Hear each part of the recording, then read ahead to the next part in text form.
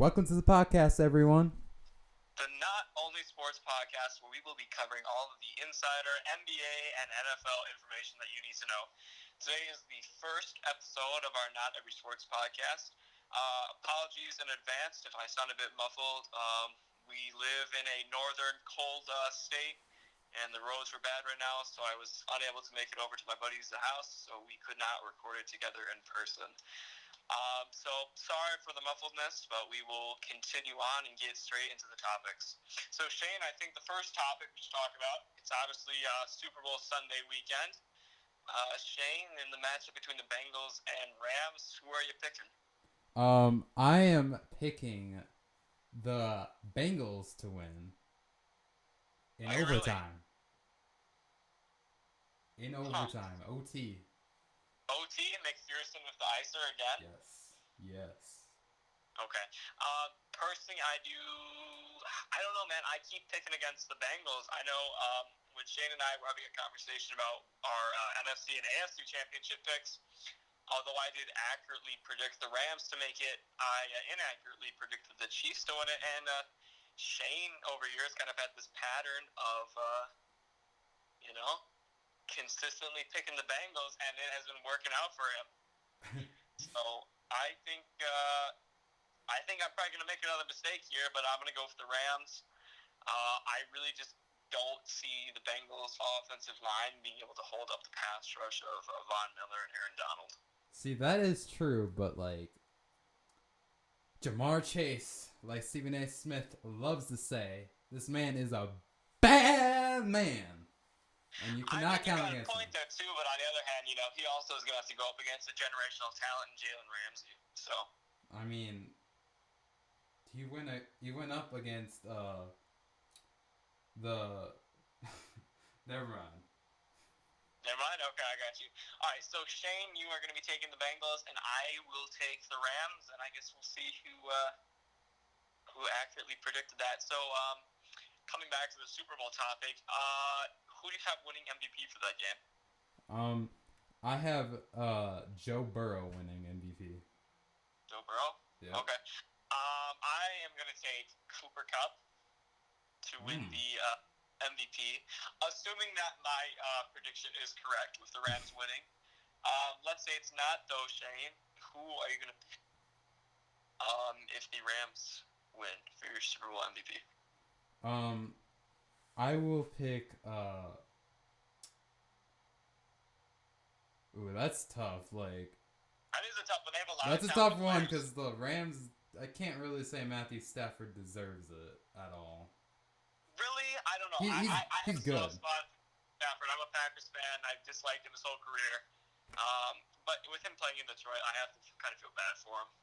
Yeah, Detroit is Detroit. They're not gonna. Detroit sucks. Detroit sucks. Yeah. I would have to say, either Von Miller or Aaron Donald wins it. Okay. Yeah, no, I think you definitely have a good point there, just because, with how bad the Bengals' offensive line has been. I really do think that you're right. They probably do have a big ability to kind of really change that game. Yeah. That's the only way I really realistically see the Rams winning is because they're D front and because the Bengals don't have a good offensive line. That's the only weakness I really see the Bengals. Okay, so passing attack wise, let's say both quarterbacks are given time in the pocket. You would rather take Burrow and Jamar over Stafford and Kupp? All day. Yes. Okay.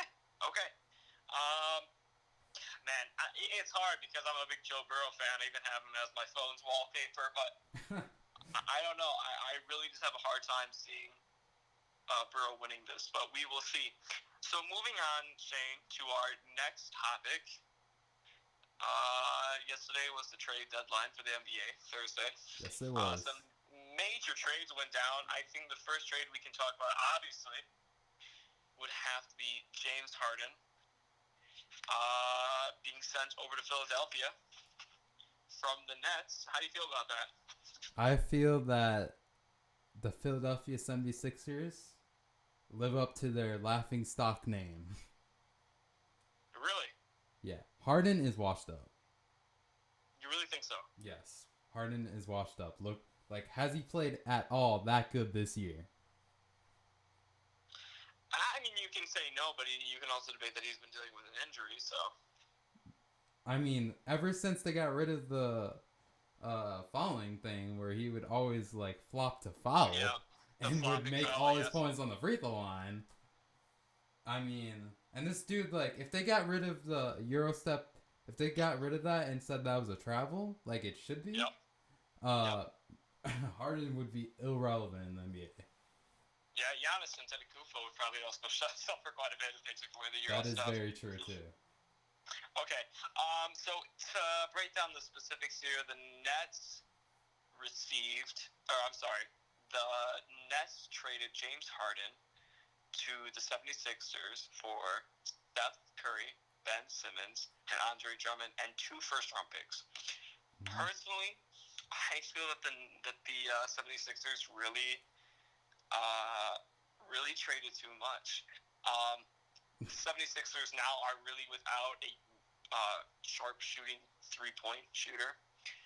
You can debate Harden, but obviously, he's a starter. So with Steph Curry coming off the bench, that was a really good 3-point shooter they had there. Yeah. So I'm not completely sure if I like this Philadelphia trade. On the other hand, I really do think now's a good time for the 76ers to make a run before their window closes, because obviously, Joel Embiid is who they're playing around, and we all know that big men. Yeah. They don't really last as long, historically. Here's a huge take that I'm taking right now. The 76ers are done. You really think so? Ben Simmons, if they couldn't get Ben Simmons and got something decent out of him, like, I would have took picks instead of taking another player. I would have took 2 picks at least over that, and I wouldn't have traded Steph Curry. That's for sure. Like, so you already. The Nets, you would have tried to get 2 picks.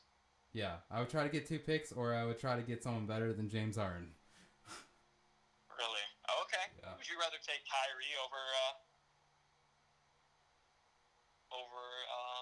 Harden, or would you rather take Harden? That's a tough one because Kyrie Irving is a conspiracy theory, Yeah, in that way. So I it's think like, Kyrie's a good guy, I don't know. You're definitely right when you say there's some locker room issues with him. Yeah. But yeah, I would take Kyrie Irving over him. Okay, I got you.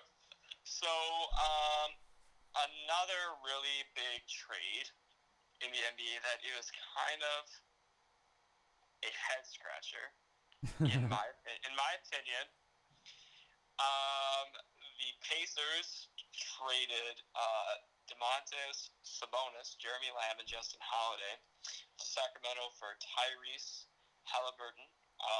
Sorry if I'm saying his name wrong. Buddy Hield and Tristan Thompson. Personally, I think this was a super, super stupid trade on Sacramento's end. Not many people want to play in Sacramento. With Tyrese, they had a really young star who was really developing, and he was actually really liking the opportunity of being able to play in Sacramento, which not many players do. How do you feel about that trade with Domantas Sabonis being traded mainly for Tyrese? I mean, it's the Kings. That's all I gotta say. It's the Kings. I mean, the Kings, probably in this whole generation that we're living in, probably won't ever win a championship. Just this front office is just dysfunctional. Like, the whole thing is dysfunctional. They can't, like, Marvin Bagley. We're talking Marvin Bagley, the first round pick that they had, and it was like a top 10 pick. I don't remember what pick it was at, but Marvin Bagley, he is like had some flashes, but never had a breakout game that everyone expected him to have.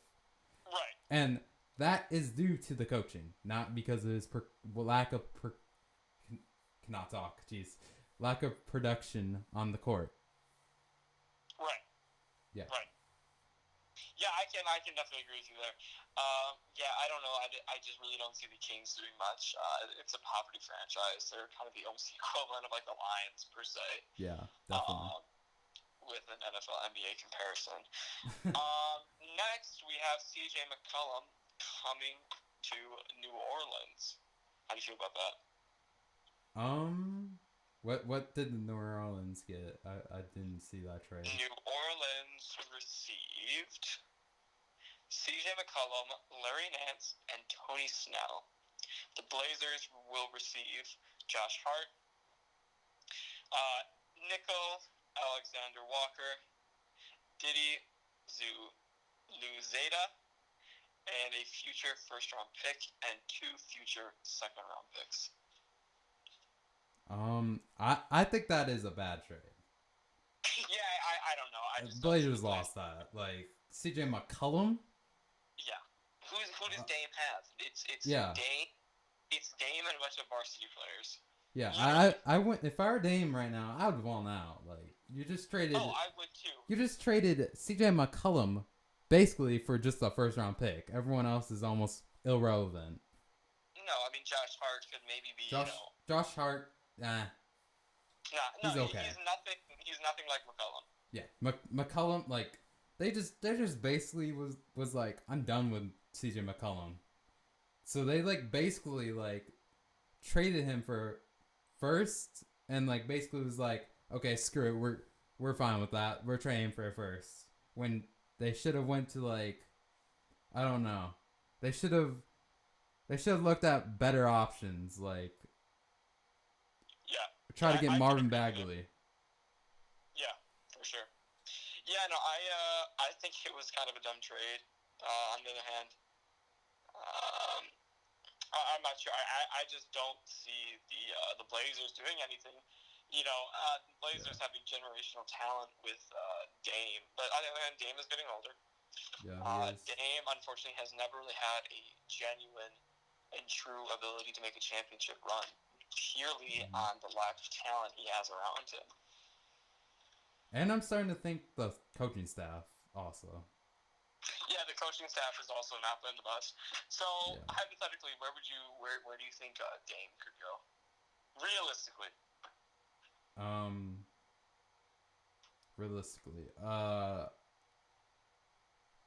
I mean, if the Cavs are willing to give up Garland for Dame, that would be a good trade. You really think that'd be a good trade? Yeah, but for Dame's sake, that's a horrible trade. Because the Cavs don't really have anyone. The Cavs have been good this year, though. You can't lie. They have been good, but it's because of Garland. Let's be honest. Yeah. Yeah, I think Garland, Jared Allen, Mobley, they definitely have...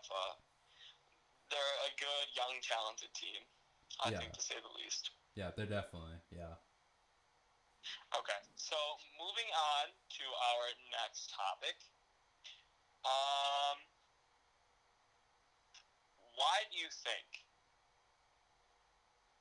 this NBA team has a shot at winning the championship? I will list 4 teams who are the main contenders right now out of the East and West. So 2 in the East, 2 in the West. And I'll ask you why you feel that they have a shot at winning it all. This is obviously kind of a way too early NBA championship pick. But firstly, how do you feel about the Bucks coming out of the East? Do you think they have a shot? I do like their trade that they got, but... With Serge Ibaka? Yeah, Serge Ibaka is a huge pickup for them. Get that defense even more scarier with Giannis already. Then you add another blocker. Yeah. That's pretty good. And he can sometimes rebound, depends. If you get the Toronto Raptors version, yeah, you will. But other than that, you won't. I really honestly based off of how they've been playing all year, I think that they might win a round, but they're gonna get eliminated in the next round. Unless they play against the Cavs next round. Yeah, and who do you feel poses the biggest threat currently to the defending champs? The Bucks? I think that the Miami Heat, I mean, that is my favorite team of all, but They are the number one seed too. But anyways, I think the Heat definitely like could probably sweep the team. I'm not gonna lie. The Miami Heat this year is like no other year besides LeBron and D Wade. It's going back that far. You know, I think they're a pretty good team. I think the pickup for Kyle Lowry is like huge for them. I think you cannot.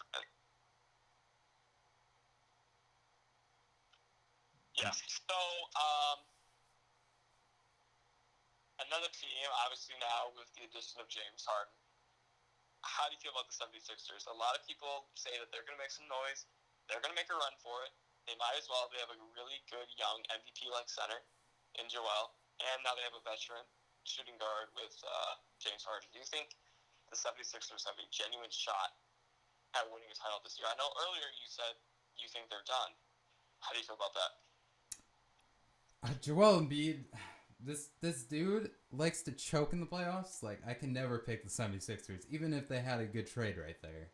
Like, I genuinely don't think that Philly can get over the hump. Really? No. Huh. Because so last right year... now, in the East, all bias aside, you have your team, the Heat, coming out. Yeah, definitely. Confidence this year. Last year I had no confidence. The year before I had no confidence. Like, I had like some confidence, not just no. Okay. But I have a lot of confidence this year. That. So obviously now coming out of the West, this might be kind of easier. Right now it's kind of between two teams. Yeah. The Warriors and the Phoenix Suns. Who do you feel has the edge? I think that the Warriors do, but I don't think it's just between two teams. Really? I think it's between three. You think it's the Jazz or Memphis? I think it's the Denver Nuggets. Actually? Surprising everyone, Denver Nuggets. If they get the Phoenix Suns, I really think that they will beat them. Really? Yes, really. Like, and because of Jokic, or why do you think Denver would have the edge in that matchup? Denver has Jamal Murray, Jokic, the MVP, the Joker, and You're right. They have Michael Porter Jr., which, I mean, he's sometimes there. Let's just be honest. Yeah. And then their whole bench is good. Right, you are right. But I if they play against Golden State first round, they're out. Okay, so you do think that, realistically, it's going to be, probably Phoenix with the first seed. Yeah. And, the Warriors with the second seed. So they're probably not going to meet up until later. So you really do think that if the Nuggets match up against the Warriors, opposed to the Suns, despite the Suns being the higher seed, you think it's over? Yeah, I think it's over if they play against the Warriors, but I don't think it's over if they play against anyone else. Okay, I got you. Yeah. Okay, another big team, like we were just talking about, the Golden State Warriors kind of making a big push this year. I think a lot of people counted them out after their struggles last year. How do you feel about their shot this year at winning a fourth title under the Steve Curry era? Well, in the first place, my before the season started, I predicted the Golden State Warriors to actually make it to the finals. So I wasn't surprised at all. And I knew Jordan Poole was huge, and I knew that it just took him a year finally to figure out how to score and get involved. And then when they get Wiseman back, yes. Oh my! Like I still think that was so unfair that they got like a top 10 pick. I still to this day don't think that they should have got that, but I mean, It happens when you suck. Right. No. With your best players not playing. Yeah, they were all injured. It was a very scuffed year, to say the least, for them. Yeah. I have Golden State winning the West. Golden State winning the West, and then what about? Do you feel like Memphis really poses any threat? Or No. I think no? uh I think they would sweep the Memphis Grizzlies because I mean they can't really shoot that well. Right. And then you're talking about a 3-point shooting team. You got to be able to shoot too. Right. Yeah. For sure. So Yeah. No. I really feel. Although I'm a Bucks fan, I really could see if it's the Western Conference Finals per se, if it's Warriors and Suns, that may almost be more like the finals, if you know what I mean. don't count out the Heat. I just can't see any team out of the East really putting up a genuine fight versus either of the Warriors or the Suns. I heavily Assuming both disagree with teams are that. healthy. I heavily disagree with that.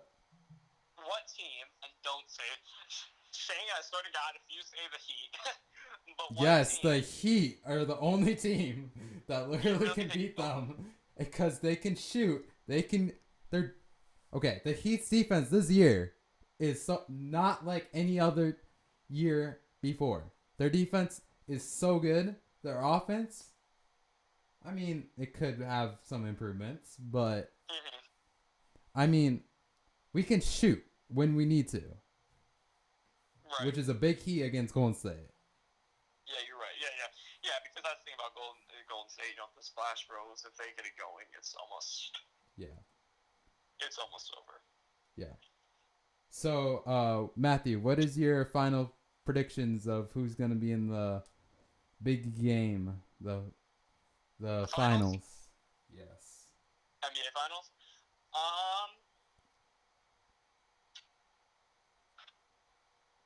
I think Suns Bucks rematch. Suns Bucks, and Suns win 6. Suns. I don't think the Bucks can beat them this year. I think the Suns have improved. I think with the addition of JaVale McGee, I think with the development of DeAndre Ayton, I really feel like the Suns have a shot. On the other hand, though, the Bucks are going to be getting Serge Ibaka and Brook Lopez back. We have been, I say we because I'm a Bucks fan, we have been lacking a big man on the inside besides Bobby Portis. And don't be mistaken, Bobby Portis is much more of an offensive player than he is defensive. When you have a Brook Lopez, a Serge Ibaka, big man in the center, it's really going to change things. So I'm not completely sure yet. Right now, though, if the Bucks were to match up against the Suns, I think Suns could win it maybe even in 5. I cannot see the Bucks making it to the finals. I'm just sorry. Yeah, I think the one team I'm worried about would have to be probably the Heat. I think the Nets are flying under the radar currently just because of Kevin Durant's injury. Oh yeah, I totally forgot that. You can't lie. Kevin Durant, he can go God mode and drop 60 on you. Oh wait, whoa. I forgot about the Brooklyn Nets. I forgot they got. I mean, the Nets are on a 10-game losing streak, which is huge. But they have. I mean, we just gave away James Harden in addition for Ben Simmons. Yeah. Which I think is actually a good trade, like we had talked about earlier, It's because a great I think that they're lacking defense. The Nets have no defense. The Nets created a big three consisting of Kyrie Irving, offensive player, Kevin Durant, offensive player, James Harden, offensive player. Yep. They have little to no bench outside of Patty Mills and maybe Blake Griffin. And they have no defense. So I think that is why Ben Simmons is a good addition. Ben Simmons can really push his way into the paint and create a lot of open shots for playmakers like Kyrie and Durant. Mm-hmm. But as of now, I'm not super concerned about the Nets. When they get the addition of Ben Simmons, Seth Curry now, Andre Drummond, Kyrie, and everyone back in the mix, I think then they could probably pose a threat. Okay. I really think that the Brooklyn Nets. Right. I really think the Brooklyn Nets are the actual team to beat, not the Heat. But I really think that the Heat could beat them in 7 still. But the addition to Andre Drummond and to Seth Curry on top of that is ridiculous. I low key think that the Bucks definitely, now that I heard that, have no chance. Like, really? I mean, who's the 3-point shooter on the team? On the Bucks, we have Grayson Allen, who is shooting one of the highest 3 percentages of his career. Chris Middleton, Drew Holiday can knock it down, and Pat Connaughton. I mean, we have a lot of 3-point shooters. You also forgot, you just got rid of your 3-point shooter, DiVincenzo. Okay, I'm sorry. We won the championship last year without DiVincenzo. Yep, you did. Hey. And Chris Middleton, but I mean, you got rid of your best shooter. Oh, he was not our best shooter. Chris Middleton could be up to debate for that too. But no, I'm talking about like 3-point shooting. I'm not talking about mid-range. No. I think Grayson Allen and Pat Connaughton are far better 3-point shooters than Dante DiVincenzo. I don't know about that. Yeah, let's look up here. I'm gonna look up their 3% shooting. Well, anyways, last year they weren't that great at 3-point shooting. They just like literally like got lucky when they needed it. Right. Like that Chris Middleton one at the end. I mean, he did that so many times where I'm like, I don't think that's luck anymore. I have to just think that's skill, and I'm gonna respect that. Yeah, no. Last year, Connaughton shot .37 from the field from 3-point line. And Grayson Allen shot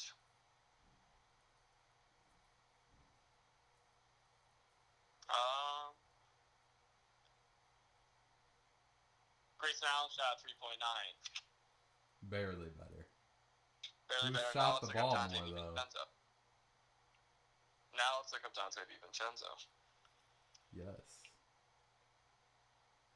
I think that DiVincenzo was a huge factor, and I really think that they shouldn't have got rid of him. Dante DiVincenzo had a .379, so he had a lower shooting percentage than Allen, and barely higher than Connaughton. How many attempts of threes did he take versus? I don't have that stat up with me right now. I bet it's more. That's probably why. Yeah, you probably do have a point. But I think the Bucks have a shot. I definitely don't feel as confident as I did last year. I'm a Bucks fan, but even I can admit we got extremely lucky with the Nets' big three getting injured. You know? Yeah. I mean, if Harden, Kyrie, and if they hadn't gotten injured, I don't think we would have won. Yeah. Also, I would think that Brooklyn Nets.